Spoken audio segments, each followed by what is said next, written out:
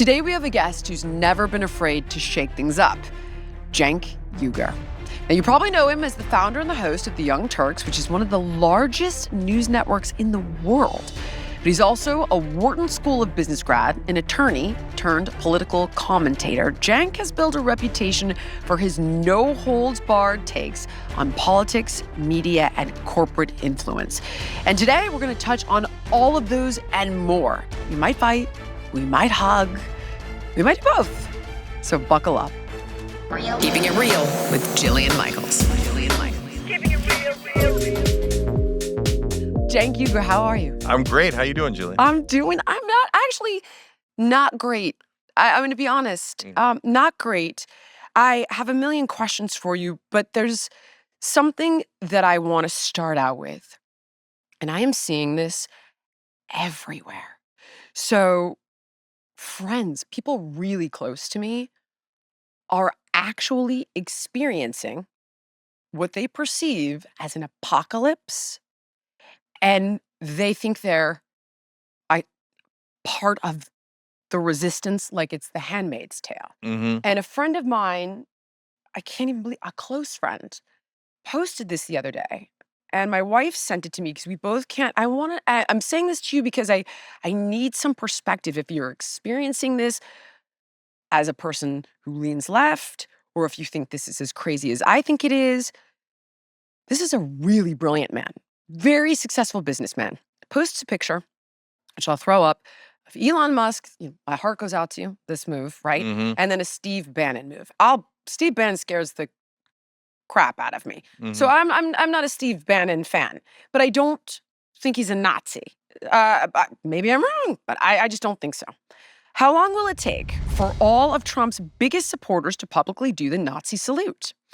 We have two caught on camera in public appearances. In public speeches. Can you imagine how often they're doing them behind the scenes? Is it just at the beginning of every meeting, before formal introductions, at the coffee break, late at night when they dress up and play out their deepest fantasies? What would our grandfathers, the greatest generation who did everything they could to kill as many Nazis as possible, have to say about this? At first, I thought this was a parody. I thought he was like, come on, guys, this is silly. Stop. Mm-hmm. And you could talk to any person I know on the left, and they are kind of quietly believing that we've hit Armageddon. Yeah. And what's really upsetting about it, though, is in this election, I did vote for Trump. Mm-hmm. Simply because what I want to talk to you about, some of the things on the left, I found more scary. Mm-hmm. That said, is this as deranged as I think it is? Or are you like, yeah, they're all... Yeah. So there's so many things that go into that one topic. So let me start. And get into it. So first of all, did the Democratic side, the actual voters, start overreacting immediately? Yes, right? From minute one, they were like, that's it. The gulags are coming. They're full-blown Nazis. Right. We're going to, they're going to have camps for the Chinese. They're going to camps for this, camps for that, Right. etc. And they're absolutely convinced of it. And if I say that, guys, the gulags are less likely, they're like, oh, then you're a collaborator. Yes, you're right-wing extremist. Yeah, you're a right-wing extremist. I'm like, no, I live in the reality-based world, as you're about to see in this longer explanation of what's happening, right? So the freak out begins, no question. And I was surprised at the severity of it. And the reason that I didn't see it fully coming is because I stopped watching mainstream media a long time ago. Right. And what I didn't realize was that the MSNBCs of the world had become radicalized. Yeah. And so it wasn't just online shows with some, radical hosts, et cetera. It was like Joy Reid and Rachel Maddow, et cetera, right into the main vein of Democratic voters going, no, they're going to round all of you up, which is actually similar to what Trump and those guys do when they say, oh, when they're going for Trump, they go after Trump on because he stole the documents and put him in a Mar-a-Lago bathroom. They're not going after Trump. They're going after you. So you should be really afraid and you should really hate the other side, right? Right. And it riles up the hatred and the fear, right? It's worse than ever, I think. So I was expecting fear at around, I don't know, 70, 80 on a scale of 0 to 100. And the fear out of the gate was 200 Yeah. out of 100, right? It was Yes. unbelievable. So now, having said that, it is not just out of thin blue air, right? Okay. So the right wing will be like, they have TDS, Trump derangement syndrome. It's Huh? nonsense. It's fabricated. No, wait. There are no gulags right now, so that part is not yes, right? And here I'll give you another example of where it's overhyped. So Trump says, I'm going to take some of the undocumented immigrants and I'm going to put them in Guantanamo Bay. I know. Okay, so that's a terrible idea. I know. It's a lawless area. That's not the American way, etc. But Joe Biden already had a plan to put undocumented immigrants Right. in Guantanamo Bay. And the cages were originally Obama's, and Clinton deported 12 million, and Obama deported 3 million, No and one Trump's has deported deported 1 million. Yeah, no one has deported more than Barack Obama. And that cuts in both directions. For the right wing who thought, oh, the Democrats don't do anything. Wait a minute, Obama deported more than Trump, Right. like way more. Got it. Right? And for the Democrats who think deporting people is Nazi, a Nazi thing to do, well, then is Obama 10 times the Nazi Trump is? And Biden did a contract with a private contractor to build that, to reuse that base in Gitmo for undocumented immigrants. So if Trump is a Nazi who's starting that Gitmo gulag, then you have to confess that Joe Biden was the original Nazi who started that gulag, because it's not even Trump's contract, it's Biden's contract to do that facility, use that facility for that purpose. Okay. So those are the two sides. But so are there real things to be concerned about? As it turns out, and this is not surprising to me, and this is why I voted against Trump. Okay, yes. So when Trump says MSNBC should be shut down because they're lying, what is that? That's not freedom of speech. That's cancel culture. So that's saying, hey, I'm a politician, and I'm going to take away your constitutional rights to criticize me. And then the right wing will say, well, no, they shouldn't be allowed to lie. Brother, do you know how often Fox News has lied? Do you know I totally agree.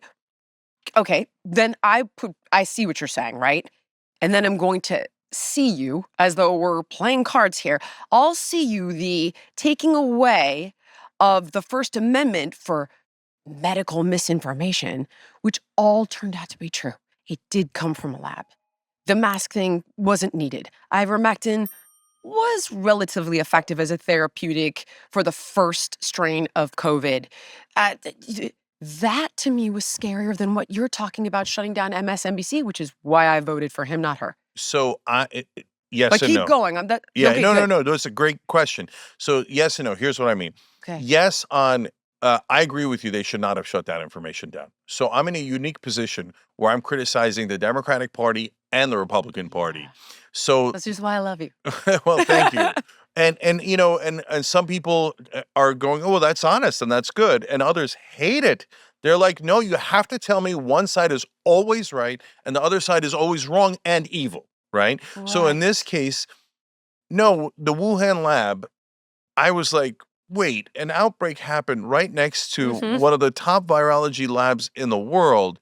That is enormously unlikely, right? That it was natural. But then all the scientists seem to be putting out a paper saying, no, it really came from the lab. So in the very beginning, I was like, I guess if all the scientists say that it came from the lab. Then you found out later it wasn't all the scientists.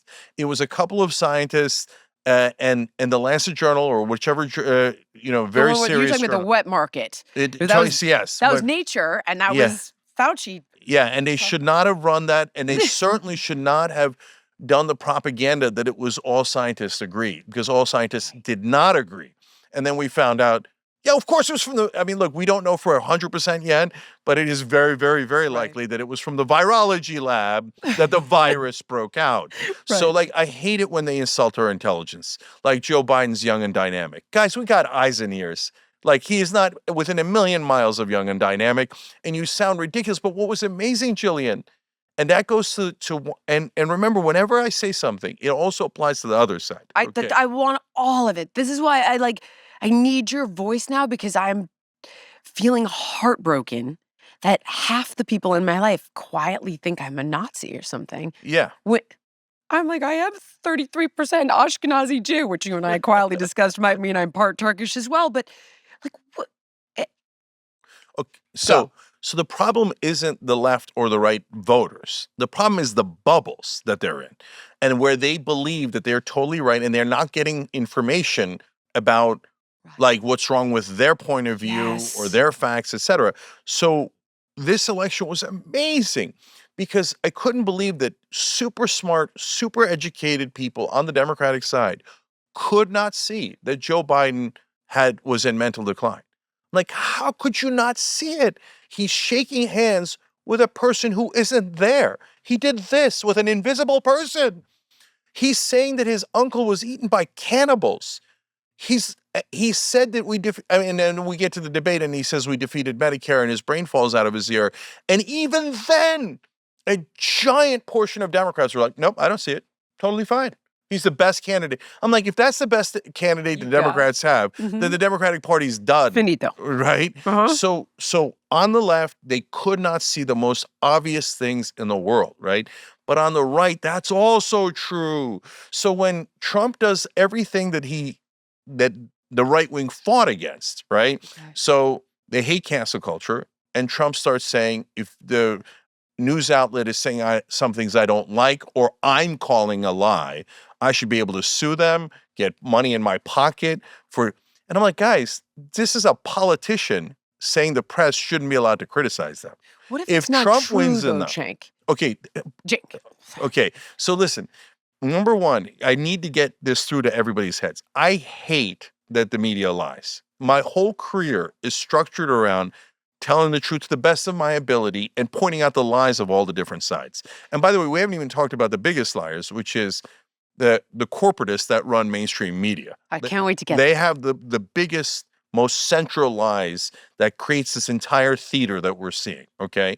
So my job is to defeat those lies. right. But if you say a politician gets to decide what is a lie and what is not a lie, and gets to say, I'm either shutting that place down because they lied about me, or I demand a financial penalty or a financial reward for me because they lied about me. What will the politicians do? The very first thing they'll do is they're all lying. That's it. You're not allowed to criticize me. Any criticism is a lie, and now you're shut down.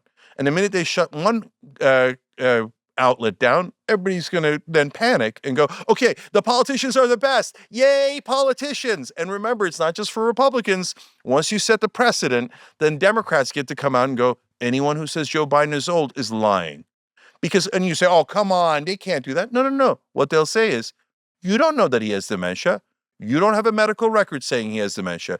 Anyone who hints that he has dementia or is in cognitive decline, that's it. You're shut down, maybe arrested, and you owe Joe Biden money for saying that he's in mental decline because you're lying. Question. If it's defamatory, so I was actually just having a similar conversation with Bill Maher the other night at dinner, asking, like, what do you feel about him going after different media outlets? And he said with one, I believe it was George Stephanopoulos, correct me if Yep. I'm wrong, had called him a rapist. And he said that wasn't what he was accused of. They're very different things. And that's defamatory. I agree with that one. I was like, okay. And then Bill said, with CBS, he's like, everybody it's editing. They all manipulate interviews. This terrifies me because I'm in the media. This is crazy. Is there a continuum, though? Because as public figures, I've experienced the craziest lies. They do it really well, though. There was an article in the New York Post where it said that somebody I dated when I was 20 said I spit on people. Now, I could sue the person who supposedly I dated when I was 20 years old because they were reporting the story. But if they said I spit on someone, I could sue them because that's not true. That I want to reserve the right towards because as a public figure, there are so many lies and it actually is very effective. That said, when you're, where is that line though? I see what you're saying. Is there any scenario where you're for holding these guys accountable? Yeah. So, in fact, this was the left wing position until the right wing started adopting it because of Trump, Ah. which is that no, free speech is not absolute. And so you can't yell fire in a crowded theater, and you also can't defame people. So if you take a random person and you say they're a pedophile when they're not a pedophile, and then the whole country thinks they're a pedophile, yeah, you're going to owe them a lot of money. That's defamation, Got it. and that is not legal. Okay. So now the legal standard is correct, in my opinion, that for a public figure like us and politicians, it's a higher standard. You have to prove actual malice. Got it. Not only did they lie about him, but they lied on purpose to hurt them. Okay, now why is it a higher standard? Because otherwise, again, the people in power, powerful media figures, powerful politicians, again, remember, always shoe on the other foot. What if it's a Democrat? What if it's a Republican, Yeah. right? Yeah. Those powerful people would be able to say, well, I think that's a lie, and I could prove it around the edges, or maybe it is a lie, and I get to own them. I get to take all of their money. That would give the politicians way too much power. Okay. So, and they would abuse it instantly. And Trump is already abusing it. Okay. Okay. And then the Democrats would go, well, Trump abused it. I'm going to abuse it 10 times more. Right. Yep. So, for example, on the CBS one, Mar is absolutely right. Everyone does editing. To say that, oh, I didn't like your edit, I thought her longer answer made her sound a little worse. Are you kidding me? Okay, Fox News has edited things, a right-wing media online, left-wing media online. It's every part of media does some sort of edit. That's what Bill said. And so then, okay, that's it. That I own you guys. The politicians get to then steal your business because they say, I didn't like the way you edited. Insanity.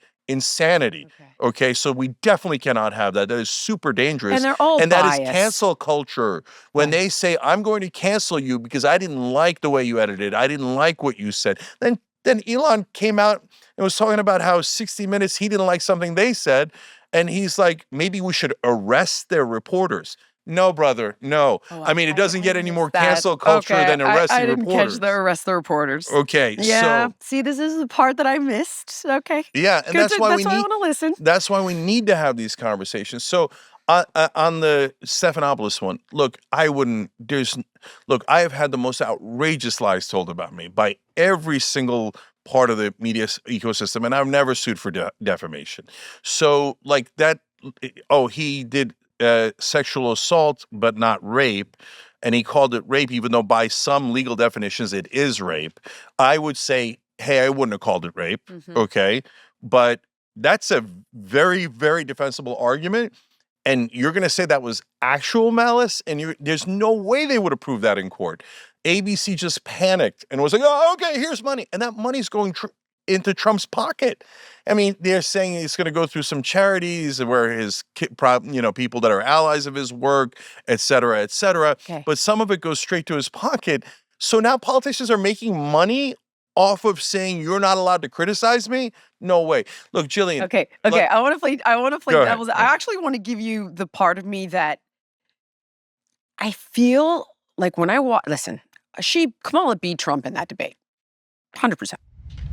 Nobody does selling better than Shopify, home of the #1 checkout on the planet with Shop Pay that boosts conversions up to 50%, meaning way less carts are going abandoned and way more sales are going on. So if you're into growing your business, your commerce platform better be ready to sell wherever your customers are scrolling or strolling, on the web, in the store, in their feed, and honestly, everywhere in between. Businesses that sell more sell on Shopify. So upgrade your business and get the same checkout. Sign up for your $1 per month trial period at shopify.com/Jillian, all lowercase. Go to shopify.com/Jillian to upgrade your selling today. Shopify.com/Jillian. Who doesn't love the good things in life? I mean, even though I enjoy a little luxury, it doesn't mean I always want to pay for it. And then I discovered Quince, my go-to for luxury essentials at affordable prices. Quince offers a range of high-quality items at prices that are within reach, like 100% Mongolian cashmere sweaters for $50, washable silk tops and dresses, organic cotton sweaters, 14-karat gold jewelry. By partnering directly with top factories, Quince cuts out the cost of the middleman and passes the savings on to us. And the best part is that all Quince items are priced 50 to 80% less than similar brands. And Quince only works with factories that use safe, ethical, and responsible manufacturing practices and premium fabrics and finishes, which I love. I mean, I personally love the sheets, are amazing, and you don't have to spend $500 on them. So give yourself the luxury you deserve with Quince. Go to quince.com/Jillian for free shipping on your orders and 365-day returns. That's QUINCE.com/Jillian to get free shipping and 365-day returns. Quince.com/Jillian. When you watch the J.D. Vance-Tim Walz debate, I feel like that's a fairer one to default to. He's like, we agree there's no fact-checking. You're fact-checking me, but you're not fact-checking him. And my point here simply is that I have no question that the vast majority of the media leans left. And they do rig the game a little bit. So there's a part of me that's like, I hope you learn your lesson. And it's like a little smack. Stop that shit. I know that's wrong. No, tell me it's wrong. Yeah. But I find it to be so unfair because there's like Fox and Breitbart and Newsmax over here and everything else. Yeah. And they all lean left, Cenk. Why do I do this to you? I'm saying this, my mom mispronounces it. So now, why do they lean left, Cenk? So, okay, that one is also complicated. There's two different things. There's social issues and economic issues. So on social issues, the mainstream media leans left. Okay. And the reporters are left, et cetera. By the way, the thing we never talk about, there's a different layer, which is the executives. The executives are massively right-wing. And they're not socially right-wing, okay? And maybe some of them are, but that's not the issue. Right. When you get into the other half, economic issues, and it's not even fair to call them right-wing, to be fair. They're corporatists. Got Okay, it. they're Okay. not really right or left. Okay. And so they will say things like the central lie of mainstream media is the politicians are honest people who are having genuine debates. Okay. Okay, no, they're actors and they have been given a script by the donors Right. and they do exactly as they are told. They're the servants. They're not powerful. They're not intellectuals. They're not having ideological debates. They have no ideology at all. Their ideology is who signed my check. Yep. So if Lockheed Martin signed it, I work for Lockheed Martin. By the way, if Israel signed it, I work for Israel. If the pharmaceutical companies signed it, I work for them. Okay, so when Stephanopoulos and all the rest of them get out there and do their silly theater where they're like, oh, what does Lindsey Graham think? Oh, what does Senator Coons from Delaware think? They don't think anything. And so I can show you, first of all, in politics, 95% of the time in Congress, whoever has more money wins. Right. So that leads to two things. Number one, it doesn't matter if you're a Republican or a Democrat. It doesn't matter if you're on the left or right. It doesn't matter what any of your policies are. The only thing that matters is who has more money. And you'll win 19 out of 20 times if you have more money. So now that leads to the second fact. If you watch mainstream media, that overwhelming fact, the thing that controls 95% of politics, is never discussed. It's as if the donors don't exist. It's as if they didn't buy those elections, which they most certainly did buy, right? And then when you point that out to mainstream media, they're like, how dare you? I had a reporter once tell me it was conspiratorial that people would work for the folks who are giving them millions of dollars. I'm like, it's conspiratorial to think that they wouldn't work for the person who gave them millions of dollars. But you see it in real time. 100%. I could even cite examples I've heard you mention about Trump. But so then let's default one more time. I looked at how much money she raised versus how much he raised. I was more afraid of who donated to her than I was of who donated to him, which is, I'm like, well, I've got Soros and Bill Gates and Reid Hoffman and then it's like you've got Elon Musk and this Adelstein guy. I'm like, this one and the Twitter TikTok guy. And I was like, these guys are less scary to me. Yeah, at some point we have to pick people who are not wedded to these donors. And I don't give a damn if it's Soros or Musk. And look, I'll give you that too. And I want to come back to all these topics that we set up. Okay. So all my life, I've had these clownish Democratic Party officials and mainstream media tell me, oh yeah, Mitch McConnell's donors are evil. Of course, they're terrible. They're corporate goons and the Koch brothers, etc. Yeah. But the left-wing donors, who are also giant corporations, people who run giant corporations, billionaires, etc., they're angels. Get the fuck out of here, right? Like, come on. Are you serious?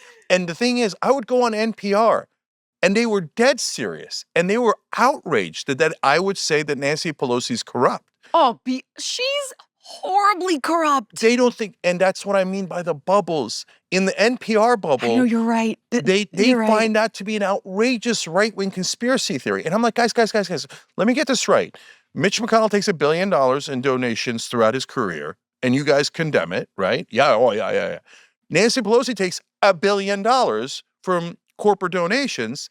And by the way, a lot of times, the same exact people. In fact, Right. SpaceX and Palantir, big right-wing donors, this just gave $2.5 million to the Democratic Party. Okay, why? They're buying both sides. Of course. Of course, if you want to Yeah. win, you buy both It's like sides. a roulette and you put chips all over the board. Yeah, and so I'm like, so Pelosi, you're telling me is not corrupt, even though she did the same exact thing as Right. Mitch McConnell that you just called corrupt. And even though that is an inarguable point, they go, no, you sound like a right-wing radical. Oh, okay, Jesus Christ, man. Jesus Christ. Okay, so now that you've like understand how crazy that sounds, now I'm having the right wing tell me, no, George Soros is evil and all the Democratic donors are evil and self-interested, but our donors are angels. Right. And our billionaires, Jeff Yaz, Peter Thiel, Elon Musk, etc., they would never be interested in money for themselves. Right. They're doing this out of the goodness of their heart. I swear to God, exactly what Democrats say about George Soros. Right. They're like, no, Soros is just doing it out of the goodness of his heart, and he's not like the other guys, and yada, yada. So both sides, you're in bubbles. The donors, of course, want their own self-interest. I mean, look, I asked Elon Musk on Twitter, and that's got a lot of attention. Hey, put me in, coach. I'll cut defense. I reposted it. Right. And he said, oh, yeah, let's cut, etc. And you sat with him. And no, I didn't. No, we just had talked back and forth online, right? Okay. And then Don Jr. comes in and says, okay, let's cut. And it sounds really good. And then Pete Hegseth gets confirmed, and he says, we're cutting 8% per year. That's about $50 billion a year over 5 years. Not as much as I wanted, not as much as MAGA wanted, but overall over 5 years, $250 billion. And I'm like, okay, I'm super skeptical. I offered it thinking there's no way they're going to do it, right? Okay. And then what did it turn out? Then Hegseth says, well, we're not really cutting. We're going to take that $50 billion a year and we're going to reallocate it. Now, they didn't say what they're going to reallocate it to yet specifically. Right. I would be shocked if it wasn't Palantir and SpaceX and Starlink. Yeah. Okay. So wait, but even if because that hasn't happened yet, if you're skeptical and go, hey, Cenk, that you're biased, well, no I problem. wouldn't say you're biased there. I would ask you about cuts in other areas, which I plan to do when we talk. Yeah. But if it's do it now, do it wherever it's Yeah. appropriate. So now we'll see with our own eyes though, right? If it does go to them and then you go, oh, I need you to go, oh, I see. I was in a bubble. And they told me this thing that was just marketing and it wasn't real. But even before you get there, we already know they're not actually cutting, they're reallocating. So across the board or just the Pentagon? At the Pentagon. Got it. Okay. Okay. At the Pentagon. I understand. Okay. So then it just got way worse yesterday. So the Republicans then pass a budget in the House. Everything else is marketing. Budget is real because that's where the money is. Got it. Okay. Mm-hmm. They increased defense spending by $100 billion. So not only did they not cut, They didn't cut, they increased it. Okay. And then they're going to reallocate to God knows where. Okay. And that's a different thing they're reallocating, but they're adding a new $100 billion. So it was never true. It was never true. I knew they were going to do giant tax cuts for the rich. That's what they always do. That's what the uniparty always does. And I get it. The right wing has this great faith and hope in Trump. Why? I understand it when other Democrats and other people on the left don't. The reason is because he's against the establishment and the elites. I was going to say, you're a populist. He's Yeah. anti-establishment. Yeah, that's why people in their desperation, look, I give the Republican voters a lot of credit, and that's why some on the left hate me for doing that. So what do I give them credit on? They saw corruption within their own party before the Democrats saw it in their party. So they noticed Mitch McConnell was corrupt. and they started saying uniparty. Wait, these guys are working together. Exactly right. They're doing good cop, bad cop on you with the Republican establishment and Democratic establishment. Okay. They're doing good cop, bad cop on you with MSNBC and Fox News. Yep. Okay. And whenever there's an economic issue, they always agree. Don't give it to the average American. Give it to the very top and have it trickle all over everyone else. Okay. MSNBC agrees with that. They pretend not to agree with that, but they do agree with that. And so does Fox News. So we'll get back to them. But it's good cop, bad cop. It's all a mirage. The budget is real. And what happened? $4.5 trillion in tax cuts that they just voted yes on. Those tax cuts, and the details are not laid out yet. They're going to go to committees to lay out the details. Okay. And what you're going to see in those details is the overwhelming majority of those tax cuts are going to go to corporations and the very, very rich. Can I ask a question? So if I, again, was to play devil's advocate, what about this whole, I mean, you went to Wharton Business School, so I'm a college dropout. I have a hard time pushing back on you here, but wouldn't that whole Reagan trickle-down economics thing have some legitimacy? It's never, ever worked. It's just a marketing gimmick. Because what they're doing it right now, they're doing the same exact thing. So they say, yeah, we're going to give $4.5 trillion to the rich, but first of all, they always put in something that sounds populist. Okay. Like, for example, Trump offered up no tax on tips, no tax on Social Security, etc. Yeah. Is that in the bill so far? No. Okay, we'll see. Maybe they'll put it in. But if they were smart, they'd put only one of them in that was the least expensive, like maybe no tax on tips, right? Okay. And then they'll make it seem like the whole $4.5 trillion is that. No, that'll be a tiny, tiny percentage of it. And the lion's share will go to the very top. Okay. That's what happens in every bill. And to the Democrats, as I'm telling you how the Republicans are planning on robbing you right now. Okay. And that Trump at the end is actually just serving his own donors and himself. But Democrats don't get too happy because now I'm going to tell you an amazing story that almost no Democrat knows. Why? Mainstream media kept it from them. So, but you can go confirm it. There were articles written, but no one talked about it after they wrote the articles. Okay. So in Obama's term, the rich had a problem. The donor class had a problem. Bush had passed these giant tax cuts for the rich, and even bigger than Trump's, but they had to have a 10-year sunset, otherwise they couldn't pass. Okay. So now they needed them to become permanent. So the Obama administration needed them to become permanent. The donor class needed them to become permanent. And they own both parties, yes, right? I understand. So now they got the good cop in, Obama. Okay. So they go to Obama and they go, Bush couldn't make them permanent. We need you to make them permanent because they'll lower their guard and they'll think you're the good guy. So Obama then sends Biden to negotiate with Mitch McConnell. Okay. And Biden and McConnell are two of the most corrupt politicians we've ever had in American history. Okay. Just a sidebar for a second. Everyone's like, Trump's so corrupt. I'm like, Biden is just as corrupt. And then I'm picking which one I think is more corrupt. And I thought Biden was. But yeah. Go. So I'll explain why I think Trump is. But yes. Oh my God, we're screwed either way. Okay, and I'm gonna at least at the end we have to talk about hope and how we can get past this. Of course, but I'm trying to.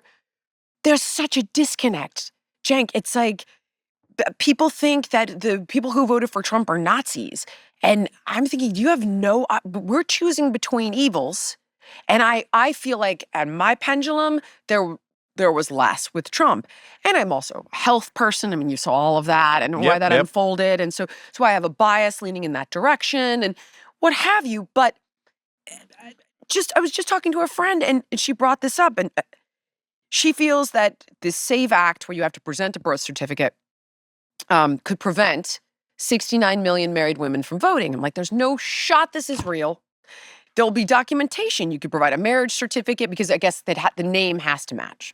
So if you change your name when you're married and it doesn't match she was just teaching me about this, doesn't match your birth certificate, it's a problem. I was like, there's no way Laura Trump changed her name and is not going to vote. So I'm thinking, surely, let's look it up. Now, I didn't read the bill, but it did say that they're working on states being able to just provide either a passport. Okay, I don't have a passport. No problem. Or a marriage certificate. But without us even doing that dance, she was pretty convinced that that was the intention. Now, God, I hope that she's wrong and I'm not. But that is what the people on the left see. It's Handmaid's Tale. You're going to kill Jews. You're going to kill blacks. You're going to kill trans people. Yeah. And that is, it's the more. So for me, I am trying to litigate these issues because I really do think they're going to destroy the country. Yeah. So let me come back to that in 1 second because that's so important. That's what we started with, and I want to come back to it. But Well, what you're talking about is more important, but that's no, why I'm They're litigating this they're with you. super important. They're both super important. So to finish the Biden McConnell story, because it's going to relate Sorry, to all this. please. So Obama sends Biden to negotiate with McConnell, and they make over 90% of the tax cuts for the rich permanent. Okay. So that's the uniparty. And they do it under Obama, so no one even notices and no one even fights back. Okay. My nickname for Obama back then, remember, we're the largest left-wing show online forever and ever, right? And I said my nickname for Obama was the establishment. Okay, and people are like, "Oh, you can't call him that, and that's not right." And a bunch of people are paying subscribers left all the way back then, right? Because we were being honest, and they're like, "No, I just want you to tell me Obama's an angel." I'm like, "But brother, he just got this giant tax cut for the rich passed that even Bush couldn't get passed." And they did it as if they're our friends. They're not our friends. So in 8 years, he got Obamacare passed, which is slightly better than what we had before. And then they made it seem like it was historic reform and he brought us all this change. No, he didn't. No, he didn't. He was the establishment. So, and again, for Democrats, that's heresy. That's the benighted, angelic Obama. You can't criticize Obama. You're in a bubble. You're not getting it. They're rooking us. Both sides are robbing us blind. Yeah. So now we come back to Trump. So I'm at this point where I have a tiny bit of hope in the right wing. And again, the left hates that. But let me explain it, okay? But that's the most upsetting part. Why do they want to see a side? Why wouldn't we work together? Can I ask you a question speaking specifically? I'm under the impression that Clinton or who was he, Lindsey Graham, that he worked with somebody on the Republicans to fix the deficit. Can't remember which guy on the right, but I remember falling asleep listening to a podcast about it because it had to do with, look, in the 90s Democrats wanted to reduce waste, fraud, and abuse, and they worked across the aisle. So didn't we used to work together? Well, I guess uniparty, as you're mentioning, but why does the left inherently want to see this not work? Yeah, because what they're really worried about and what they've been convinced by MSNBC and online hosts is that they're going to be put into gulags. So if you help them 1%, you're getting us on a road to gulags. That's what they've been trained to believe. And now they've internalized it and actually believe it. But where are the gulags? We did 4 years. Yeah. No gulag. No new wars. So let me get to that too. Okay. So one last thing on economic issues, and then I come back to the so-called gulags. Sorry, I've been wanting to talk to you No, for a long time. absolutely. This is a great conversation. So now, when I say I have a tiny bit of hope in the right-wing voters, then people misinterpret that, oh, then you love Trump and you love Elon. And no, I never said— You're a sellout. I never said that I like their politicians. I never said that I like their donors. I'm the most anti-donor guy in the whole country, right? I started Wolfpack to get the donor money out of politics, right? So go to wolf-pack.com. Okay.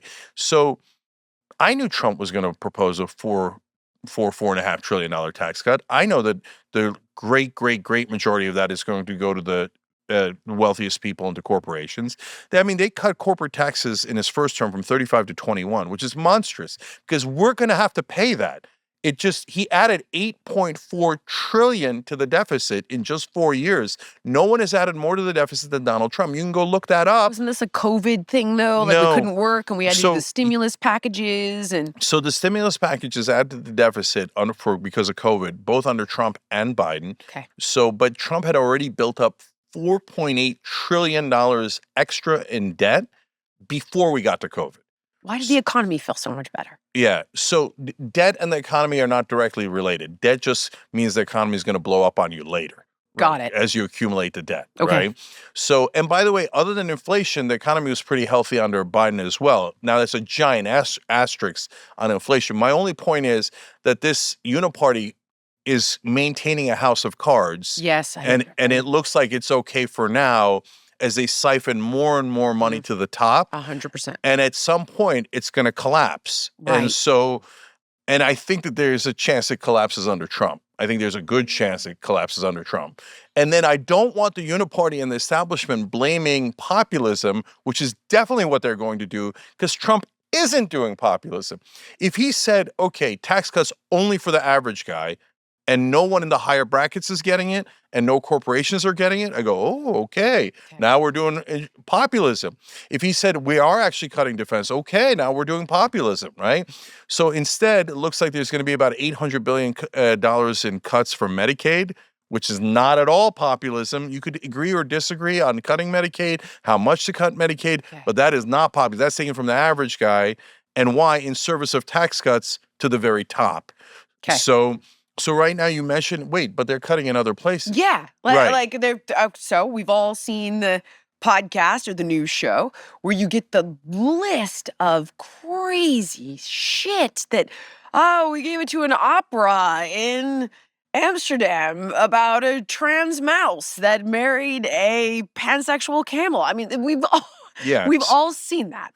So, Jillian, it's a misdirection. It's squirrels. It's a bag of squirrels. So Really? yes. So here's why. There's two things that they're doing wrong there. So if you're let's take it from just a strictly right-wing populist point of view, not left-wing, okay, or not even middle, right? Okay. So you don't want any of it, right? So what would you do? The first thing you would do is, what are the bad things? What are the good things? Okay. Is it possible that any one department is nothing but bad things? No. Pansexual mice. No. Funny. Of course not, right? So when you look at USAID, if you went line by line, you'd see, well, okay, George W. Bush, a Republican, and I gave him credit for this all the way back then because we're the longest running show in internet history. So I was around during the Bush years, and I was like, oh, he's giving $15 billion to battle AIDS in Africa. Not only is that a wonderful thing to do to save millions of lives in Africa, but it also stops the spread. So it saves tons of lives all across the world, including here. Okay. Trump is cutting that. I wouldn't do that because then that spreads AIDS more, and that is not a good thing. But it's okay. You can say, I hear you, Cenk, but we gave a lot. And you know what? I don't want to give any more. There's all these great programs, in my opinion, as someone on the left, and I would argue a lot of the middle, like we're helping to educate women in Afghanistan. We've got a campaign to fight malaria in another part of the world. And I get it. The right wing can say, I don't care. I'm done spending money there. Okay. Well, there's the continuum, right? Of the stuff that's actually doing good and the stuff that's correct me if I'm wrong, and I'm sure you've seen the Mike Benz slew of interviews where he talks about how essentially it is a siphoning of money to facilitate regime change. Yeah. So that's what I was going to get to. Okay. So, but they also have some things that are absurd. So whether it's, helping theater in Peru, whichever gender it is, I don't know. I don't care. Right. Yeah. And so whatever it is, and you say, let's put that in the cut bucket, I'm going to agree with you. Okay. Not because I'm against transgender people, but because I don't know why I'm helping transgender theater in Peru. I made, I made that one up. You want the 80-year-old grandma to get her health care. Right. I made that one up, but you get it, right? Yeah, I totally agree. Right. It's just like the same thing with the ad that Trump ran, where the undocumented immigrant transgender people that crossed over are in detention and they want free surgery for gender reassignment surgery. And I'm trying to tell my friends on the left, whether I say it or the American people say it, which they do, 98% of them basically say it, we're not saying we hate trans people. What we're saying is, I don't know why I'm paying for their surgery, okay, when they're not even citizens and they were detained for crossing the border illegally. Now I owe them money for their surgery, for whatever surgery, right? Right. And Americans are saying, I don't owe them that money. Sorry, right? And so that's fair. In my opinion, that's super fair. But then you got Kamala saying that on friggin' camera. And again, this is where I'm like, oh. Yeah, and so that's the far left. That's the far left. But Cenk, they plant a friggin' flag, man, and they don't course correct. I've got my list of crazy shit they have planted a flag on. That's like the 80% issues. It's like sex changes for kids, sex changes for illegals and criminals. I mean, it's freaking bananas. Stop So letting criminals out of jail. Like, So we'll get to that too, and so again, I agree with you a lot on that stuff, and again, why I get attacked from the left, etc. So, but when you look at USAID, you go, okay, I'm eliminating the theater in Peru, okay, Okay. and I'm eliminating some programs that you're like, wait, that looks like a CIA slush fund, Right. right? And there are things in there that are probably a For CIA slush sure. fund, but if you eliminate everything. But wait a minute, you didn't just eliminate the CIA slush fund and the theater in Peru.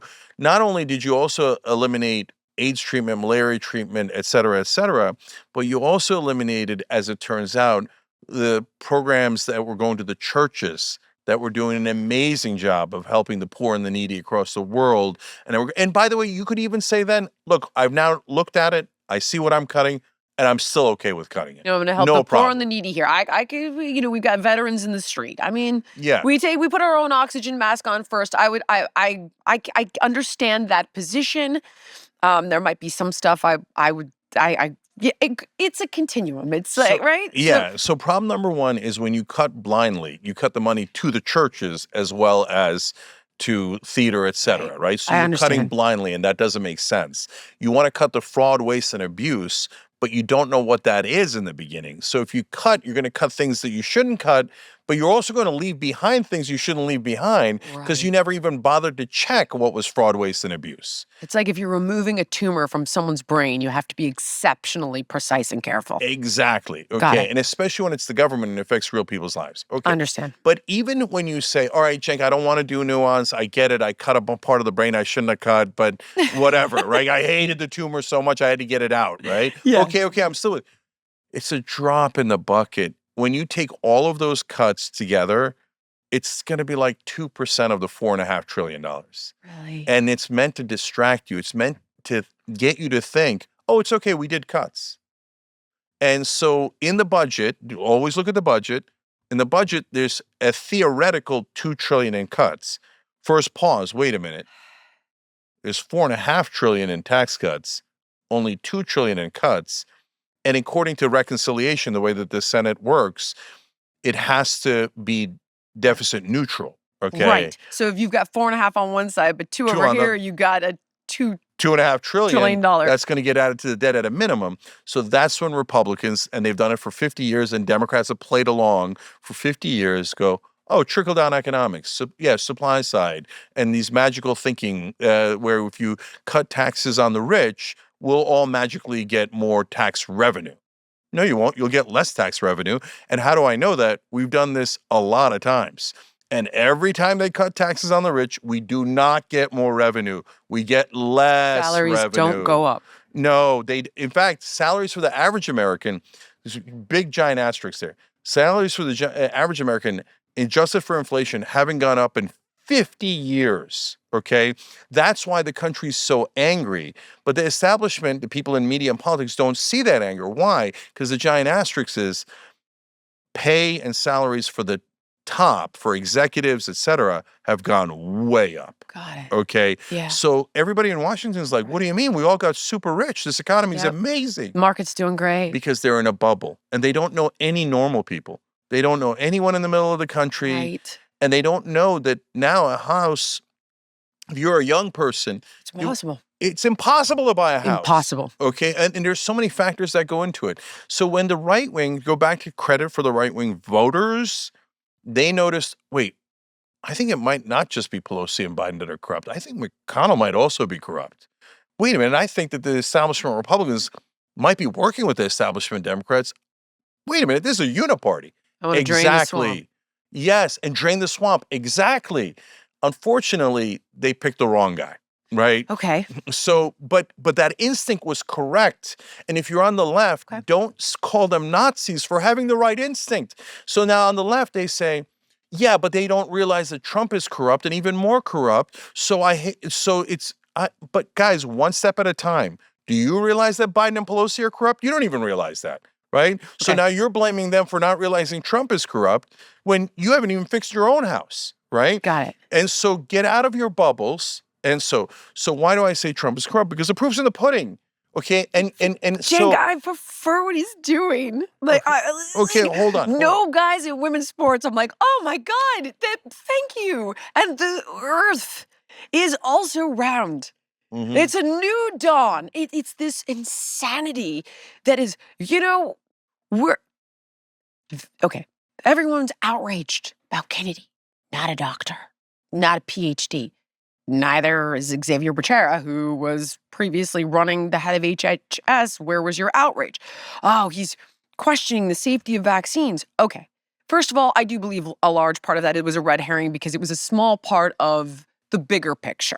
That said, where is your outrage about the fact that Xavier Becerra is trying to remove any and all age restrictions for minors to get gender affirming care? And that means off-label cancer drugs, cross-sex hormones, surgeries. Like no one's, to me, I'm thinking like this is, that's a gulag to me on our kids, on our most vulnerable. It's this kind of craziness. Because I look at I see what you're saying, that it's evil, evil, evil, evil. I'm like, yep, I agree. But when I'm cherry picking, I think so many of us are like, how are you guys missing this? Because this is real. Yeah. So what you're talking about is social issues / the culture wars. Yes. Yeah. So that's real. And we'll talk about the specifics. Don't you think so many of us moved left to right because of that, though? I never saw anybody go Yes. right to left. Yeah, I do think that. So I'm going to get to that. Okay. So, but let me connect the two things. Let me build a bridge. Okay. So on Trump, you don't have to trust me. But what I would ask the right wing is when they go into the committees to come up with the specifics of the budget, okay, and they come up with a final product, please look at it. Don't trust Fox News or right-wing hosts You're right. telling you, oh, yeah, we got rid of the transgender theater in Peru, and that's all that happened. Oh, Trump is amazing for getting rid of that. I understand. No, look at wait, is what's happening to taxes for the middle class? Did you get what you were promised? Did you get what you were promised? Exactly. I asked Democratic voters and Republican voters to always look for, did you get what was promised? And with Democratic voters, they're finally beginning to catch on because Biden said he was going to do $15 minimum wage, paid family leave, public option, all these things, and he never even came close to doing them. Right. And they made excuse after excuse. But once that people saw that Biden was lying about his mental decline, finally the Democratic voters were like, damn it, I think we got lied to, right? So that's just the beginning. But this was, okay, here's another one though. This is, okay, so I see that let me put on my tin hat for a second. It was clear that this guy was shaky mentally in 2020. But, and I didn't vote in that one. I was like, I don't know. This is just, I don't like either of these guys. I'm going to sit this one out. That's my vote. I'm holding my vote. I'm not voting. As the years progressed, again, I work in health. I work with many different doctors who kind of quietly whisper under the table that there's either a Lewy body dementia, some form of Parkinson's. You hear rumors on my sister is the doctor, the da-da-da-da, blah, blah, blah. You can see it. A year ago, I go on Bill Maher's podcast, and we get in a fight about Biden's mental health. And Bill's like, no, he can handle it. I'm like, Bill, he cannot handle it. Cut to, here's the tin hat part. So I'm going, I know they know this guy's not all there. And you're listening to Megyn Kelly or Dave Rubin, and they're like, there's a rumor, and the rumor is they're going to have an open convention, and they're going to wait, kick him out last minute, and slot in who they wanted. I say this to Bill in January of 2024, and sure enough, the exact thing happened. Yeah. And this is where I'm like, bullshit, you guys. Okay, I can give you the details of what actually happened. Because they knew he was demented. So, but tell me. So, okay. I ran against Biden in the primary as a protest candidate because I was like, this guy's gone. Yeah. If we run him, it's a guaranteed It's over. loss. 100%. And I don't want Trump to win. Right. And I can't. So I'm like, wait, you guys say that Trump is an existential threat to the country. You're like more freaked out about it than even I am. Right. And you guys say that Trump is a fascist, Nazi, etc.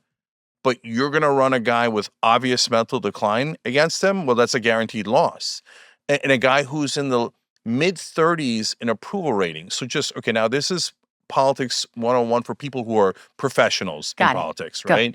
If you're an incumbent in the 40s, you're almost definitely going to lose. Okay, it's very, people have run the numbers. This is well-known It's a fact. formula. Everybody knows if your approval rating is in the 40s and you're an incumbent, you're almost definitely going to lose. Screwed. If you're in the 30s, it's nearly impossible. It's almost never happened at the federal level. Got It's it. happened once or twice, okay?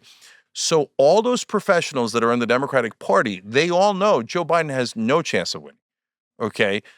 But to be fair, a lot of them deluded themselves. No, we're going to be the miracle candidate to rise up from the 30, Right. etc. No, they So- wanted to slot her in because she's a puppet. So Jillian.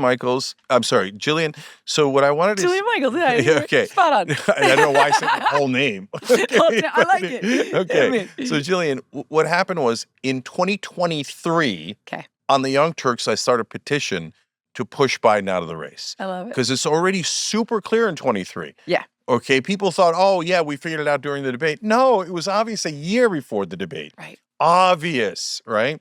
So then what happens is people they of course immediately, Cenk, we hate you, you're hurting the Democratic Party, you're trying to help Trump, all the propaganda they always run, Joe Biden's the best candidate, blah, blah, blah, right? But then slowly people start to catch on. But they're not catching on fast enough. So I go, behind the scenes, I'm trying to get progressives to run. Then I give up because the progressives aren't going to run and they're not going to have enough time to build up name recognition to be able to topple Biden. Then I go to, guys, we're going to lose. It's a guaranteed loss. Fuck it. I hate Gavin Newsom and Buttigieg, et cetera. And I don't love the Democratic governors. I think some of them are good. Some of them are mediocre. But get in the race because we're going to lose otherwise. Right. I'll take Gavin Okay. Newsom. Oh, Okay, hold on. take Hold Josh on. Shapiro. No, I did. Gavin Newsom. No. I'm telling you, I'm telling the worst case scenario. Okay. Right? I'm like, the worst Why did case you say scenario. that just to make my blood pressure rise. I know this is the part where my co-host Anna Kasparian turned it off. This interview off. It's like, okay. No, I picked Gavin or Buttigieg because they're the worst corporate Democrats. Okay, and I'm saying, but at least those guys have a prayer of winning, and Biden doesn't. Right. So I'm willing to go to the very worst of the corporate Democrats just so that it's not Trump. Okay, and then we can come back to why, et cetera. But you've got to pick someone else, right? And I can't convince them to come in the race, right? Because I'm not going to beat Biden, right? Marianne Williamson wasn't going to beat Biden. Right. We needed some heavyweight to be able to take them on. Josh Shapiro would have been perfect. But they didn't let anyone They do didn't. that. So what the Democratic Party has turned into is this authoritarian structure. And so when I say that, again, people on the left flip out. And they're like, no, the Republicans are more authoritarian. I'll come back to that. Okay. And there's truth to that. But two things can be true at the same time. Right. It doesn't mean that the Democratic infrastructure isn't authoritarian. Right. It definitely is. Okay. And the mainstream media are the main Praetorian Guard. They're the guys who go out there and enforce that unity. They always have code words. They always, for marketing reasons. So they don't say you have to follow orders and be obedient to the Democratic leader. They say, in order to have unity, you have to have unity to beat Trump. And the way to have unity is rally around the leader. Yes. And so when Hillary Clinton and Bernie Sanders were about tied in 2016, and whenever they let me on TV, which is rare, they'd go, okay, now, Cenk, Bernie Sanders is ruining unity. I said, why? They're tied. Why isn't Hillary Clinton ruining unity? Why is it your assumption that Bernie Sanders has to step down, but not Hillary Clinton? So you don't really want unity. You just want your side to win. Yeah. Okay, and then Bernie was winning in 2020. He won the first 3 primary states. So according to the unity principle, everyone should have rallied around Bernie. But what did they do? The exact opposite, because they never wanted unity. They wanted compliance. Right. Okay, so they built a system based on compliance. And why was it done? That was done to keep people like me out and to keep Bernie out and Ro Khanna out and Nina Because Turner out. they don't pander to the donors. Exactly. So if Bernie doesn't pander to the donors, all of those Democratic consultants aren't going to be able to get paid. Right. This is super important. And the Democratic voters have to understand this more than the Republican voters do. Guys, the consultants take 15% of all the money that's raised because they spend it in media, and that's their return for spending it in media. Wow. So if Kamala Harris raises $2 billion, which is around where she raised, they're going to take 15% of that home. That is $300 million in incentive to make sure that no progressive wins. Because if Bernie wins, yeah, you're going to get a lot of grassroots donations, but you're not going to get any of the corporate donations, the giant corporate donations. So that is money out of the pockets of Democratic consultants. So all the Democratic consultants and the entire party infrastructure is built around those elites getting paid, not on actually winning elections. They would much rather lose an election where they made $300 million Oh my gosh. than win an election where they didn't make I any did not money. know this at all. Right? So there's hundreds They want of the candidate that can do the biggest raise. So exactly. they've got to pander to the most amount of special interest and big corporations Lobbyists. and lobbyists because they get a chunk of that money. Exactly. So, but what that does is that incentivizes them financially to pick the very worst candidate. Yes. Why? Because they want to pick the most corporate candidate, the one that makes the donor class so happy. Right. So now what happened in this election? Kamala Harris outraised Donald Trump by a lot. Yep. She got a lot of corporate donations. Right. And then, like morons, they went all over cable news and talked started about it. telling everybody. Because that's another reason. Yeah, they're like, oh, we're the most corrupt. We raised $2 billion from corporate interests and lobbyists. See? And see, now they don't say corporate interests and lobbyists, but the American people hear corporate interests and lobbyists because they know No. who's giving them Yeah. big checks, right? Then the second thing she did was she bragged about how 90 corporate CEOs has signed a letter saying that they prefer her. I'm like, do you have any idea how despised corporate CEOs are in this country, you morons? So then they come out and go, oh, no, it's okay. We're campaigning with Liz Cheney and Dick Cheney. Dick Cheney polls at 13%. What is wrong with you people? Dick Cheney, I had this fight with Hannity actually, and I was like, he's a war criminal. And Sean's like, well, Yeah, because Sean loves Dick Cheney. But now all of a sudden, pretending he doesn't. Actually, Sean is he's really genuinely a nice guy, but it's like, it's nice when you can get into these sort of heated conversations, but that's exactly, but you're proving my bias. So hold on. So now Take on the me Democrat pieces here. Okay, I so need more perspective, Cenk. So now on the Democratic side, you have the infrastructure built to pick the most corporate-friendly, donor-friendly candidate who has the least likelihood of winning, okay? So that's why I need Democratic voters to wake up. Wake up. They're purposely picking the worst candidate for you so they can get richer. You've got to go populist to win. Look at Trump. He won as a guy running, whether he actually is or not, running on populism. Yeah, he ran on everything you espouse. That's a question I have for you. It's yes. like you on Trump and populism versus establishment. You rail against Trump as an existential threat, but most of his appeal is the same as yours. And it's like, but you're saying he's a sheep in wolf's clothing here. Yeah, 100%. And look at the numbers. Yeah. Which is interesting because when my friend was like, well, married women won't be able to vote. I was like, before you get freaked out about this, did you actually read it? And with that said, I would never have looked at the budget. I would have been like, look at all this corruption that they're rooting out. Yeah. I wouldn't have looked. So Trump, I thought Trump was running right all the way back in 2015. So I think Trump is a legendary con man. And I've talked a little bit about that. We could talk more about, I want to talk more about that. But as I saw it, you have to separate out what you think of their policies and what you do political analysis, right? Okay. My policy. Explain the difference. I'm sorry. Policy analysis is I don't think Donald Trump means anything he's saying. I think he's just going to pass giant tax cuts for the rich. Got it. And in the first term, that's exactly what he did. I understand. His number one accomplishment was bringing corporate taxes from 35 to 21. I understand. And then he forgot to do anything else. And at the end, he panicked about the wall. He's like, oh, right, I meant to build a wall. And then in the last 6 months, he tried to build a little piece of the wall because it was the populist campaign promise that he had made. Okay. But he largely just passed tax cuts. So I don't like him on policy at all on the things that he does. Okay. But on political analysis, when he stood on that debate stage around, I think it was around October of 2015, if I'm not mistaken, and he said, I gave all these guys money, and then they did whatever I told them. I'm like, that's it, he's going to win.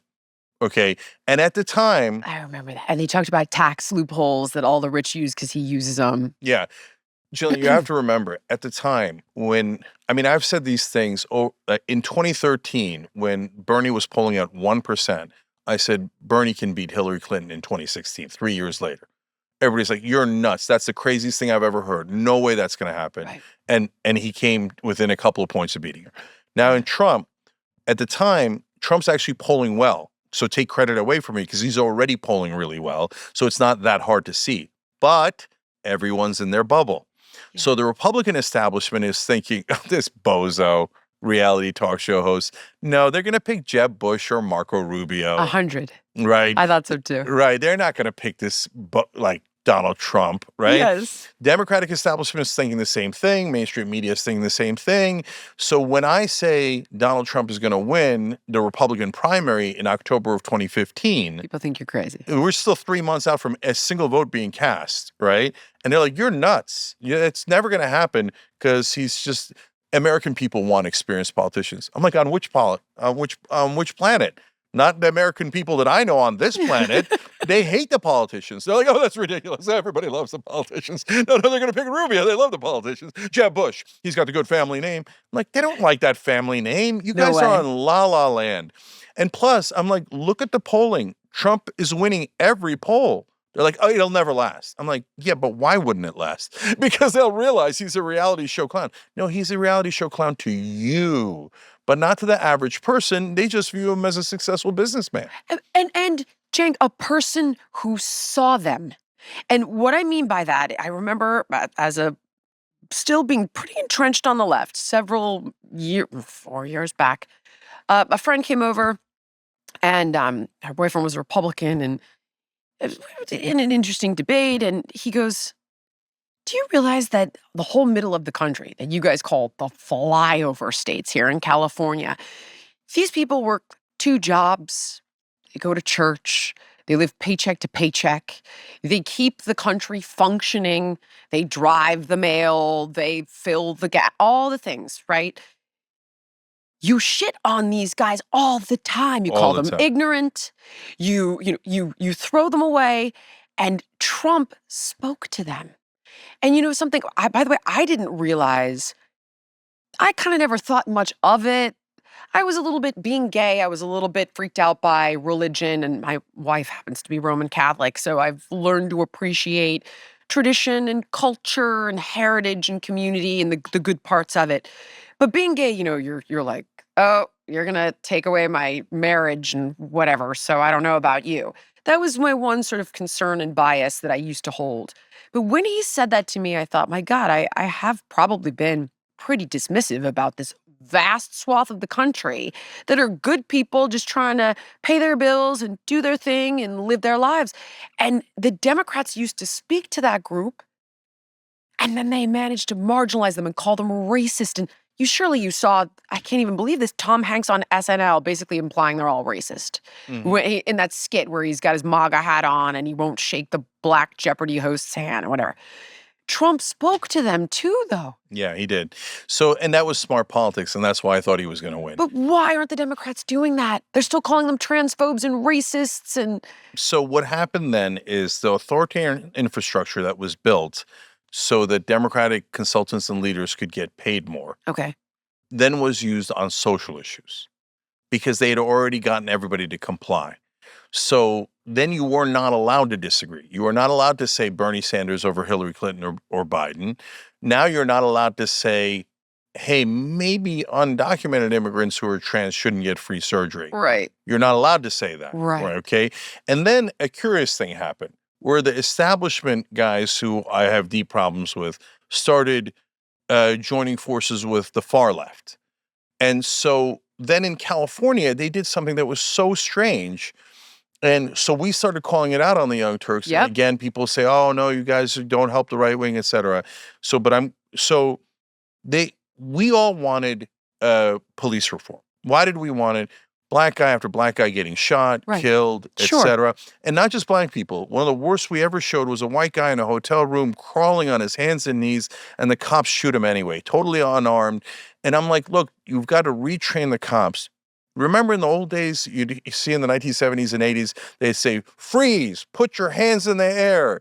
You know, they'd go through a process. Now they Yeah. come in and they're like, boom, shoot him dead in 2 seconds. We've got to fix the training of the cops. Okay. So then in California, they did not do that. And then they defunded the police. Instead, no, they didn't even bother doing that. They did it in small parts.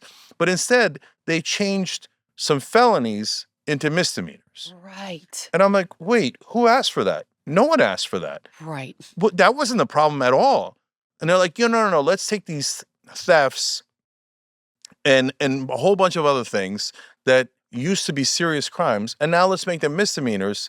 But the problem is when you make them misdemeanors, they plead out. So when they're a felony, they can plead them to a misdemeanor, and at least they'll get some Oh my God. prison time. So they do no And- time, and nothing. it's- Right. Which is why So that's why the theft started exploding. Yep. Because before it used to be a felony, and I'm giving loose examples here, but there's super concrete examples on each one of these laws, Okay. right? Yeah. So then when those thefts then became misdemeanors, they'd plead out to literally nothing. They would walk. So the cops would arrest the guy who broke in at CVS, and then they'd take him in, and the prosecutors would go, we can't hold him because there's nothing to plead to, so we're going to let him go. And then the cops started getting frustrated, and they're like, what are we arresting them for if you're just going to let them go? Right. And so now the left was like, no, you can't say that. Authoritarian structure, you have to say that that's fictional. It's a right-wing narrative. It isn't actually happening. But I'm like, guys, look at the charts of crime between 2019 and 2023. By the way, it got better since 2023. Long story. But between 2019 and 2023, crime is actually going up. It's not a mirage. Okay. And I know CVS also has their own incentives. They have a lot of, they started doing these checkout things where you're checking yourself Oh out. yeah. Mhm. And that led to more theft because people are like, I'll just take it and go. I'll just walk right? out the door. Yep. And that was done to reduce costs. So there's a lot of factors that go into it. But overall, crime is definitely going up, and it's definitely affecting people's real lives. Right. And so on the Young Turks, we acknowledge that, and we go, remember, we're for justice for the average working person. And the people who are most affected by crime is the average working person on the subway in New York, on the bus in Denver, in all of these working areas in LA, et cetera. So they don't believe us. And then the election happens in California, just in 2024. And what happened? San Francisco, LA, Oakland, All the Soros DAs gone. gone. Yep. They're wiped off the face of the earth. And they changed that crime bill, right? And they changed the crime bill, Right. and they said, no, we're taking back to felonies. Okay. Right. So this didn't work. This experiment didn't work. Right. Okay. And so, by the way, Anna and I looked into it, and it turns out a lot of establishment Democratic donors funded that crazy misdemeanor enterprise. Gavin Newsom fought against Yeah, he did. repealing it. And Gavin Newsom's not far left, he's corporate left. So Yeah. the corporate left and the far left merged in some crazy wedding we missed. Right. Right? And then so in Oakland, and if you're on the far left or anywhere on the left, please look at what I asked of the right wing to please look at the actual budget I get and it. see. And I'm going asking to. the left wing. Or I'll have you explain it to me Yeah. at a future date. But Right. And you'll know how to read it. Right. And I'm asking the left wing, please look at the facts. Oakland got rid of their mayor because they thought she's too far left. Yep. And it's leading to more crime. Right. They didn't just vote her out, they recalled her. But they didn't just recall her, which is extreme. The vote was 65-35. That is gigantic. Right. Oakland is one of the most left-wing cities in the world, and in America for sure. It had filled with black and brown community. So the working class black and brown communities said, you idiots, we're not pro-crime. The crime is hitting us, and we're voting your ass out because we never asked for this. We asked for you to retrain the cops so they wouldn't shoot us. We didn't ask you to let out the criminals because those criminals are robbing us, right? And the left's like, no, they're not. No, they're not. Oakland's what? Is Oakland right wing? Oh, is Oakland right wing? Did the right wing like do a Vulcan mind meld on the black voters in Oakland and get them to believe that crime existed when it didn't exist? It existed, and it hit the average American. So now, but then Young Turks is the only one rebelling, right? And saying it's not true. And we're going to lose these elections. And we were right. We did lose those elections. You're not rebelling. I'm sorry, you're not the only one rebelling. You're the only one rebelling and staying. That's why so many like myself are like, I just can't. I have to vote the other way because Cenk, I cried when Trump was elected in 2016. Now, a lot of the gulags I thought were coming never showed up. So I was like, okay, maybe I was a little. And I married a Republican who was constantly like, you're losing your mind. There's no gulag. Nevertheless, I do think the left buried themselves with this kind of madness. So you tell me, like, Jillian, I want to talk about hope. Where is it? Okay, before we get to hope, let me address why I voted against Trump, why I think Trump is worse, etc. Tell me why you think he's worse. So because I saw his first term, so the proof's already there. So it's not like it felt better. Yeah, no new wars. So let's break it down. Houses were gosh, how do you go 300% down? Yeah, no. So look, Trump has the same systemic corruption as the Democrats do and establishment Republicans do. You take the donor money, you deliver for the donors. Sure. So he has that systemic corruption built in. He didn't make it any better at all. Okay. We've seen it. And he passed no laws to get money out of politics. He passed no laws to drain the swamp. He didn't even propose a single law to drain the swamp. What happened to drain the swamp? Gone, right? I know. But on top of that, Trump layers in personal corruption, where he's like, okay, now CBS, you owe me money. Give it to me. Okay, and I'm going to do a meme coin. And what does a meme coin do? It robs his own voters. No left wing's buying that meme coin. The value of the meme coin was $15 billion at its height. Now it's down to $3 billion. The extra $12 billion went to Trump and his allies, and they robbed their own voters. So, and I can give you dozens of examples where it goes straight into Trump's pocket. I understand. And by the way, that is why the establishment hates Trump. Not because he's systemically corrupt. They love that part. They hate it because he's also personally corrupt. And they're like, no. You share the loot with all of us. You don't take the loot for yourself. And we're all on the record here because we've been doing the show for over 20 years, right? I said when Trump got into office, Gary Cohn, who was his national economic advisor, who's from Goldman Sachs, and the establishment guys are going to stay with him until they pass the corporate tax cuts. And the minute they pass the corporate tax cuts, the establishment is going to turn on Trump. And that's exactly what happened. So they're like, oh, yeah, Trump maybe could be. Yeah, look at the Goldman Sachs guys are in. He had more Goldman Sachs guys in his cabinet than anyone. Jamie Dimon was I got Trump derangement syndrome, which, by the way, was effective. You're like, well, that's friggin' Jamie Dimon. Right. So, but Jamie Dimon, everybody's on board until they passed the $2 trillion back then, $2 trillion in tax cuts for corporations. And so there was some for average Americans, but very little. Overall, mainly wealthy and corporations. Once the tax cuts are passed, that's when the mainstream media turned on him, establishment Republicans turned on him, and then he had to beat them back. And he effectively beat them back in an amazing fashion. His tactics work. His tactics are correct. They just need to be directed towards helping the average American and not himself and the donors. So, and he did. He enriched himself over and over. Look, Hunter Biden, is he an actual Ukrainian gas expert and a modern artist? Right. Come on. You knew I was going to say big, but yeah. And I would rather Trump do it with a meme coin than have Hunter Biden working with Ukraine and China and all that stuff. No, as a foreign agent. So but Trump does all these things that are worse, but the Democrats don't talk about them because it would expose their own corruption. So, for example, Hunter Biden, He got $5 million for being a Ukrainian gas expert, which is hilarious, Okay. right? And then he's got a whole bunch of money for being a modern artist. Come on, get out of here, man. This is so obvious. Okay. Now, whether it connects to Joe Biden, big, long debate, I don't think so, but it doesn't matter. Okay. Hunter's a con man, right? Got it. Jared Kushner they leave office. Is this the Saudi Arabia thing? Gets $2 billion from Saudi Arabia. You're not wrong about the meme coin. At least that's, hey, MAGA, you want to be robbed? That's your business, not my business. That's not government, right? But now Jared Kushner was in charge of the Middle East. He went and talked to the butcher of Riyadh, that's Mohammed bin Salman, who chopped up the Washington Post journalist. Yeah. And by the way, he lost his national security clearance after he went and talked to him.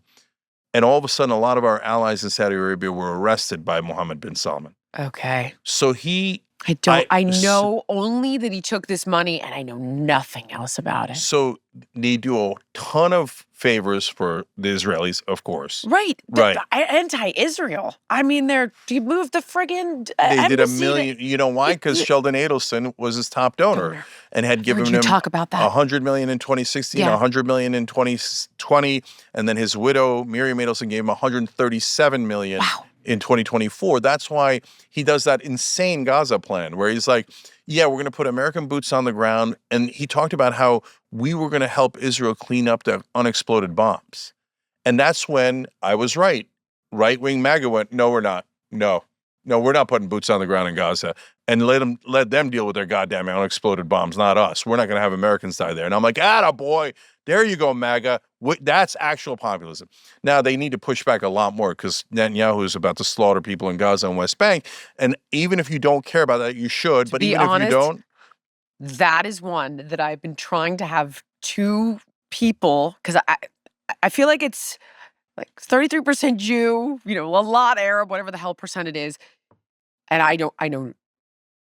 Honestly, truthfully, I want to tell you, I couldn't even begin to unravel this. I don't understand enough of it. I don't know the history of it. But I keep trying to bring, Barry Weiss on with someone, but, she doesn't want to do a debate. Nobody wants to do the debate on it. Nobody wants a piece of me on that debate because they're wrong. But it's okay. I don't want to get into that topic. That's too big a topic. I'm using it as an example here. Okay. So since those donors gave Trump so much money, and Jared Kushner naturally agrees with the Israeli position anyway, they wind up doing all of these enormous favors for the Israelis, but with our money, right? Okay. So then Biden gives them an even bigger blank check, gives them $20 billion because AIPAC is his top donor throughout his career. So both sides are getting tremendous money from pro-Israel people, right? So, okay, then Kushner gets deals with the Israelis through his company when he's done. But people forget, no, his major deals were with the Saudis. Right. So he does the Saudis all these tremendous favors when he's supposed to be working for American citizens. He's working for himself. Hunter wasn't in the government. Jared ran Middle East affairs for us. Jared negotiated with the Saudis and the Israelis for us. And then he doesn't get $5 million afterwards. He gets $2 billion afterwards. So do you see that? I do. And why did I do, and I haven't gone down that rabbit hole because I don't have any idea what this means, but it has come up a couple of times. Yeah, so there's the personal corruption and added on top of the systemic corruption. But now when you talk about the things that I'm most worried about, when Trump lost the 2020 election, when he wouldn't just do a normal peaceful transfer. Again, I know right wing is going to be triggered because you're in your bubble and you think it was perfectly peaceful and they were tourists or Antifa or whatever, or patriots that went into the Capitol. FBI agents. Yeah, FBI agents. But guys, they were chanting, hang Mike Pence, hang Mike Pence. Right. They were not peaceful. That's crazy that they were chanting to kill Donald Trump's vice president. That's scary. That is super scary. And that's not made up. That's real. Okay. And the Democrats are so incompetent. Cassidy Hutchinson said that Mark Meadows, his chief of staff, came into a room filled with Trump's guys and said he had told Trump that they were chanting about killing the vice president, his vice president, and he said he deserves it. That's a bad guy. That's a super dangerous guy. And then he said at one point, and every time I debate a right winger, they go, "No way he said that." Then they look it up. God damn, he did say it. In True Social, he wrote, look, when there's fraud like this, we should be able to terminate all rules, regulations, and articles in the Constitution. Yeah. No, you don't get to terminate the Constitution, brother. You don't get to do that. So now he's attacking the First Amendment and saying, oh yeah, the press should be canceled. I hate mainstream media. They shouldn't be canceled. Let us beat them in the marketplace of ideas. Don't cancel them. If someone says the virus broke out in the Wuhan lab, don't cancel them. Let's have a debate about it. They might be right. If they say vaccines don't work, don't cancel them. Let's have a debate about it, and we'll see who's right and wrong. And you've got to trust the people. And the problem is the Democrats became authoritarian and didn't trust the people. And Trump says, don't bother. No, I'm going to do the same thing. I'm going to cancel them. I want to cancel MSNBC. I want to cancel 60 Minutes. Now Elon's talking about putting them in jail. And by the way, protesters of Israel on college campuses, talking about arresting them, not just taking away their diplomas, talking about deporting them. Are you insane? We're not going to deport people and arrest people for disagreeing death with to America or preventing Jewish students from getting to class. Yeah. And they aren't a citizen and they're chanting death to America, I'm for deporting them. No, Get the fuck out of here. Super dangerous precedent. Then how can you come dangerous. to our country and chant death to America? So, Jillian, Get out. Okay, so Go home. So number one, that is way overhyped. Like they'll find one instance of like 3 dudes doing it on a college campus and go, aha, anyone that is opposed to Israel thinks it's death to America. It's propaganda 101. Okay. Half the time, I don't even know if they're actually Palestinian supporters. Because if you wanted to shut down all criticism of Israel, you know what I would do? I'd put 3 guys in a mask shouting death to America and we love Hamas, and all of Congress will shut down every critic of Israel and will arrest anyone who criticizes Israel. Okay. So, do I think that that's the right way to go to protest? No, I think those guys are monumentally dumb. I hate when they say death to America, or they they spray paint Hamas on a statue, or they burn the American flag. Away there. Because you're done. Because look, if you are truly on the side of the Palestinians, you're the biggest moron in the whole world if you do that. Right. Because you're going to make the cause of peace much harder, not easier. Yeah. You're going to turn all Americans against Palestinians, not in favor of Palestinians. What kind of a moron says, hey, America, come support me. By the way, I hate you. Right. Like, no, you moron. Say you love America. I love America. Right? I love America. Why? Because it gives me freedom. Yes. But now if I criticize Israel, maybe I don't have freedom. Right? Okay. And so this is it. And by the way, let's also be real, Democrats. That happened under Biden. They started arresting people under Biden, okay, on college campuses. They shut down all those protests under Biden. Now, but then Trump, as always, makes it worse. So he goes, not only should they take away their diploma, take away their right to speak, arrest them, he adds in deporting them. And then some of his supporters started talking about deporting people who were citizens, American citizens. Okay, now where are we deporting American citizens? I totally missed that. Okay, that's direct, but that's like the crazy lunatic who said we should. I can't remember the guy's name. We should give Trump a 3rd term. I was like, oh yeah, Steve Bannon. Shut up. But Steve Bannon. So that's exactly what I'm talking about, Jillian. So Dan Holloway. I see it. Dan Holloway is a right-wing podcaster, real populist. Really smart guy, does a podcast called Drinking Bros, and he has his own. He came on our show. I've gone on his show, and he made the best case for Trump. And even so, I disagree. But he said, look, man, we know he's a bull in a china shop. It's not like we don't see it, right? Right. And we even know that he's going to break some of the China that he shouldn't break. Yep. Okay. But we hate the China shop so much. We're like, attaboy, go in there. Right? Kinda. Yeah, right? Because I don't want sex changes for 6-year-olds. I don't want criminals let out of jail. I don't want girls who have worked their entire lives to get a scholarship, to get punched in the face at the Olympics or whatever, by a guy. I'm sorry. XY chromosome means male. Cenk. It appears to be delirium. Yeah. So for the folks on the left, listen to what Jillian's saying. They don't. Not only do they not, they quadruple down. I'm afraid that some folks who are not just right-wing, but used to be Democrats, folks who are independents, folks who decide elections, have stopped listening to us when we tell them, hey, Donald Trump has a personal corruption. Donald Trump said terminate the Constitution. You don't want to hear it. Because you don't want to hear it, but that's why we need to. Yes. You don't want to hear it because you're so angry about these fringe culture war issues. Yes, very. So Democrats, please stop digging that hole You're driving me crazy. Stop digging the hole. They don't listen. Right? And so, okay, I mean, I got called a Nazi and a Nazi collaborator because I said professional sports leagues should be able to decide on their own whether they want to admit trans women or not. Okay, I would right? disagree with you and say we should defer to the science. Separate show. Okay, but for God's sake, at least let the leagues make that decision.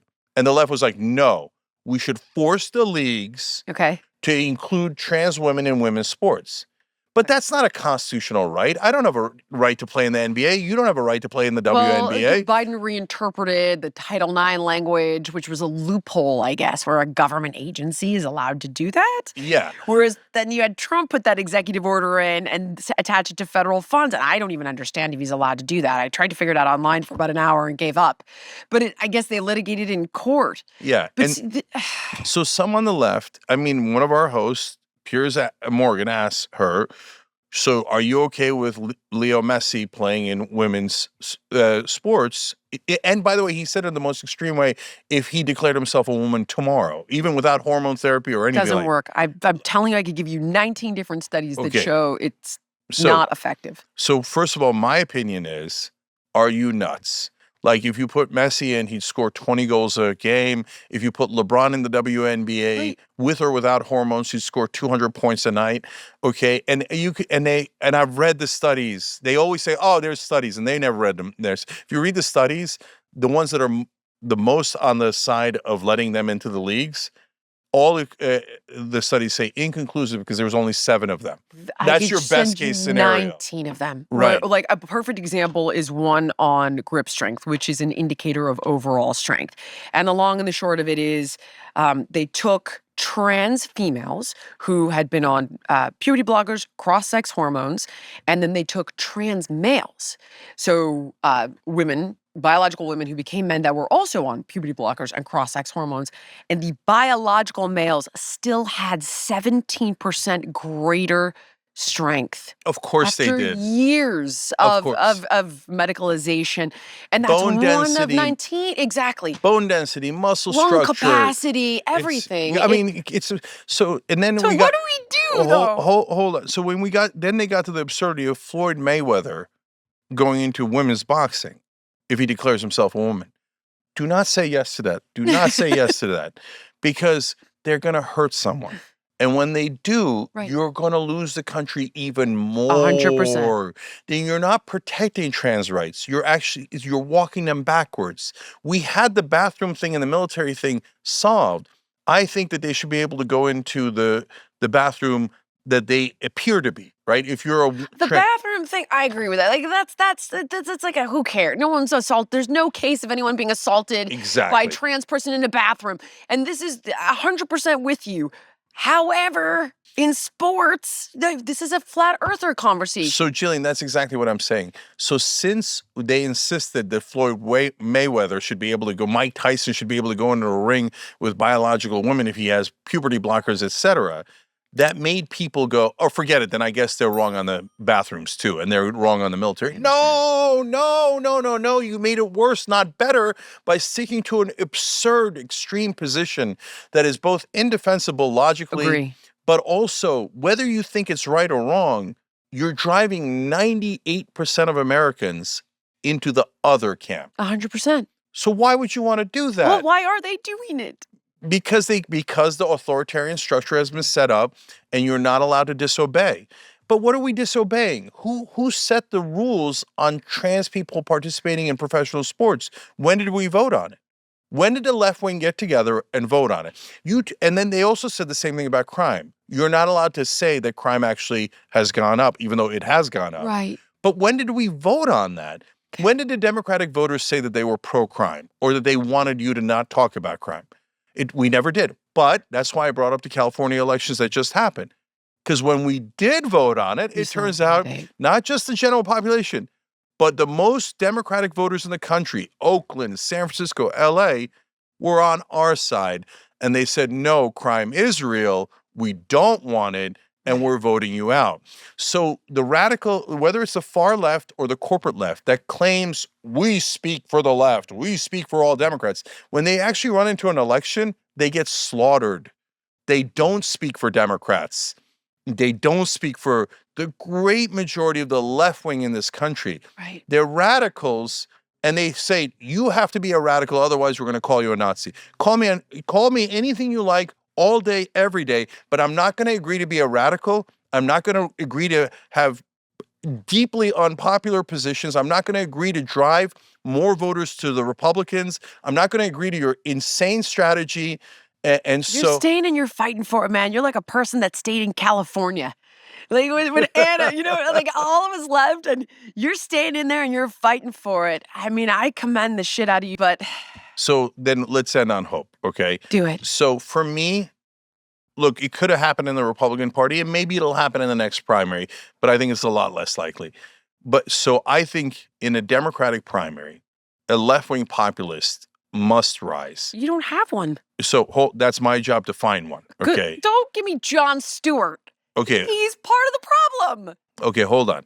So whoever that person is, Okay. their number one job is do not take any corporate donor money, do not represent the donor class, do not represent the rich. Fight for things that the average American wants. And they are not unclear about it. The polling shows that the whole country agrees, and we created a populist plank that we put on our website, tyt.com. Those 6 policies at a bare minimum, there are others, but those 6, anti-war, negotiate Yes. drug prices on Medicare, 100. right? So don't let private equity buy our homes because it drives up home prices, right? So, This is a winner. yeah, I'll vote. right. All of these things are so popular. They poll 67% or higher. Some poll in the 80s, some of them poll in the 90s. Paid family leave polls at 84%. Give moms 12 weeks off after they have a baby. 100%. Almost every country on earth has it. Even though we're the richest country, we don't have it because it would cost corporations a nickel. So the corporate interests are killing it. And so if you're a politician and you can't get a bill that's at 84% popularity passed, you're not trying to get it passed. So both the Democrats and Republicans are monumentally full of shit. So if it's a Democrat who's going, oh yeah, I'd love to work with Kamala Harris and Nancy Pelosi and Hakeem Jeffries, and I think they have America's best interest. No, that guy's not going to win. That guy's useless. I have no interest in that guy. No, you got to do a hostile takeover of one of the parties. I totally agree. So Trump did a hostile He takeover did. of the Republican Party. He gave a blueprint for how you do it, okay? Unfortunately, in my opinion, he misdirected it to himself and Jared I Kushner understand. and his donors, etc. I understand. But on the left, you can do a real one. You need a new Bernie to say, no. And I know everybody's got propaganda against Bernie these days, but the individual doesn't matter. Whether it's Jon Stewart, Bernie, doesn't matter. What matters They is also have to jettison the insanity. So I agree, I love these positions you're talking about, but you also have to say, okay, guys, sex changes for 12-year-olds. What do we have? We've got the Cass review. There was a systemic review of every single study on gender-affirming care done by the top pediatrician in the United Kingdom. And when it came out after 4 years, all of Europe took a step back, but not us.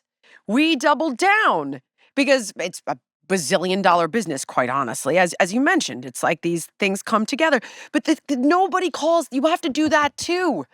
so. First of all, if our candidate, the one that I hope that I could help find, A and hero I could will help rise. support. No, If man. that candidate says they're in favor of gender reassignment surgery for minors, I'm out. That's not the right You guy. won't win. That you won't win. You have no will chance not of winning. win. And by the way, it's also the wrong policy. There's a reason why the overwhelming majority of Americans are against it, because the kids are too young to have that surgery. It's so obvious that they're too young. It sterilizes them for life. It keeps them from ever having an orgasm again. It impacts their brain development, their bone development. Like, you cannot interrupt puberty. Even if you want to debate all of those details, it doesn't matter, because the American people are never going to allow you to do gender reassignment surgery for minors. 12-year-olds. For 12 years. It's Removing never any going age to limits. happen. Xavier Becerra. It's never going to happen, okay? It's never going to be allowed, so I'm not going to go and support a radical. They can't. So I mean, the you let me know third who wing, your guy or girl is. I don't think you got a dog in that fight. in Cenk. both parties, there are 3 wings. Okay. There's the far left and far right, Okay. There's the corporate left and corporate right, and then there's the populist left and populist right, okay? The populist wing is the correct wing, Agree. okay? Whether you're on the right or the left, it's the correct wing. If you go corporate, that's the same old uniparty that's been robbing us blind. They're going to continue that robbery forever and ever until the house of cards collapses. If you go far left or far right, you're never going to win an election. And people don't want that. There's a reason why you're on the far left. There's a reason why you're on the far right, because the great majority of the country doesn't agree with you. Right. I know everyone in your bubble agrees with you, and you think, oh, yeah, I got this. Oh, I bet the whole country wants it. And by the way, I'm not just talking about the far left. The far right's a bunch of lunatics in there. You're right. Right? Who are You're like, right.